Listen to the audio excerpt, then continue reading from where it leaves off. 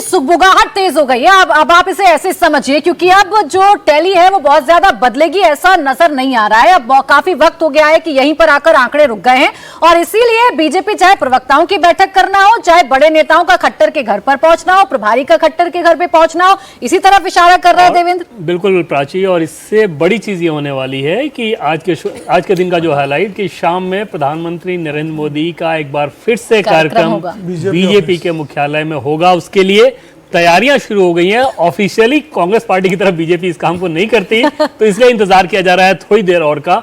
उसके बाद 2 बजे तक ऑफिशियली भी ये कंफर्मेशन कर दिया जाएगा कि शाम में लगभग 6, साढ़े 6, 7 बजे के आसपास प्रधानमंत्री बीजेपी ने अभी अपनी तैयारी शुरू की है ना। बीजेपी ने अंदर खाने अपनी तैयारी शुरू कर दी, उसका डिस्प्ले नहीं किया जाए। टॉप सोर्सेस से हमें ये जानकारी मिली है, लेकिन समझा जा सकता है कि हरियाणा में अगर तीसरी बार यानी कि हैट्रिक लगा रही हो कोई पार्टी, जिस व्यक्ति के चेहरे के दम पर सफलता मिली हो प्रधानमंत्री नरेंद्र मोदी, उनके लिए भी ये कितनी बड़ी बात होगी कि जब आके वो जनता को धन्यवाद देना चाहेंगे। और निश्चित तौर पे वो संदेश बड़ा खास होगा ऐसे माहौल में जब लोकसभा चुनाव के बाद ये विधानसभा का पहला चुनाव है और इस बीच में लगातार एक नैरेटिव सेट करने की कोशिश की गई कि नरेंद्र मोदी का जो करिश्मा हुआ करता था अब वो नहीं है, उसमें डिटोरिएशन है। इस हरियाणा रिजल्ट ने एक झटके में उसको कोसों दूर फेंक दिया है। और ये जब जब होता है, आप ऐसा नहीं है कि नरेंद्र मोदी के लिए कोई नया एक्सपीरियंस है।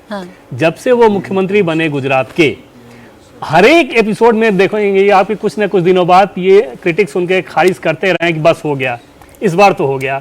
दंगों के बाद एक बार शुरू हुआ, फिर पहली विधानसभा के बाद शुरू हुआ, फिर दूसरी विधानसभा के बाद शुरू हुआ, फिर तीसरी विधानसभा के बाद लोकसभा में पहला जब हो गया, दूसरा हो गया।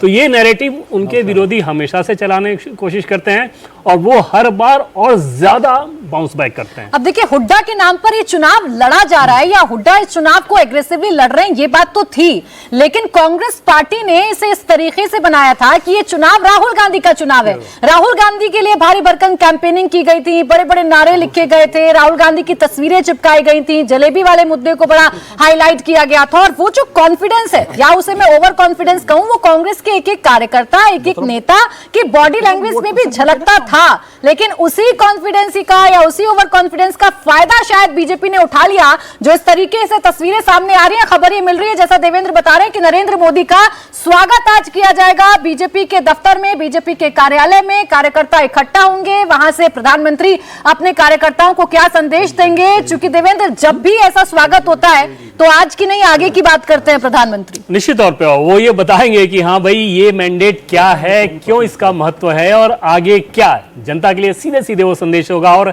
ऐसे दौर में जब अपोजिशन यानी राहुल गांधी बार बार जातियों के आधार पर समाज को बांटने की कोशिश कर रहे थे, वो नैरेटिव चलाने की कोशिश कर रहे थे। हाल के दिनों में आपने देखा कि पीएम ने महाराष्ट्र में भी क्या बोला।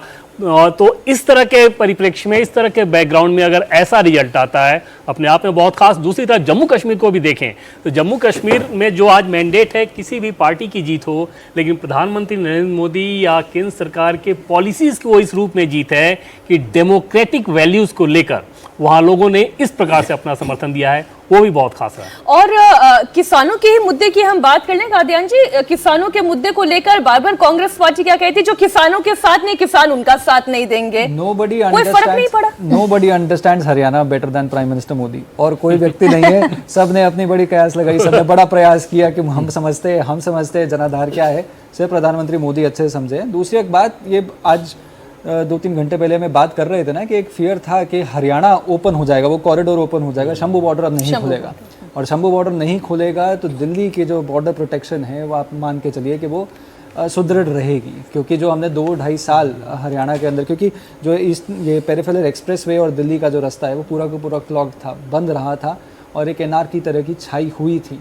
वही फियर था कि कहीं शंभू बॉर्डर फिर से खुल जाए। मेरे ख्याल से मैं गलत नहीं हूँगा अगर जब मैं बोलूँ कि भाजपा ने शंभू बॉर्डर को जिस तरह से रोक के रखा आंदोलनकारियों के खट्टर साहब की बहुत बार आलोचना भी हुई कि वो देखिए आगे नहीं बढ़ने दे रहे हैं, आगे नहीं बढ़ने दे। और ये देखिए इसी का, और उन्होंने तो यहाँ तक बीच चुनाव में कह दिया था कि ये जो बैठे हुए वो तो किसान भी नहीं है।